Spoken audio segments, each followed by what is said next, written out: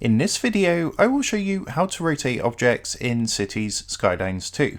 So let's jump straight into it. Now, every object and building in your city can of course be adjusted, customized and rotated in Cities Skylines 2. So what's going to happen when you actually click onto a placed object or building is you're going to get a taskbar pop up at the bottom, but you don't actually need to interact with this taskbar when you're making any positional adjustments. All you simply need to do after selecting the object or building is click the right mouse button and whatever you selected will rotate 25 degrees. So if you want to be more precise with your positioning, what you're going to need to do is select the object or building, and if you actually hold the right mouse button down, and when you hold the right mouse button down, just go ahead and move your cursor, and whatever you selected will rotate with your movement. Now there is actually a feature, as you can see down here as well, which is the snap feature, and sometimes if this is turned on, it's not going to give you as much flexibility or freedom. So what you can do is try turning this off as well, as having this feature turned on will automatically snap the object or building into the correct position if you are rotating adjacent to, say for example, a road.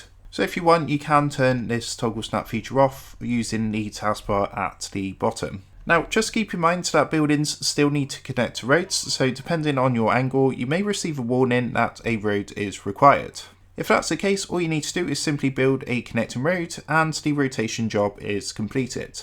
So that is how to go ahead and rotate objects in Cities Skylines 2. I hope this tutorial did help you out today, and if it did help you out, I would really appreciate it if you was to consider dropping down below the video, leaving a like and also subscribing to the channel. With that being said, I just want to take a minute to thank you guys for watching this quick tutorial, and I will see you in the next video.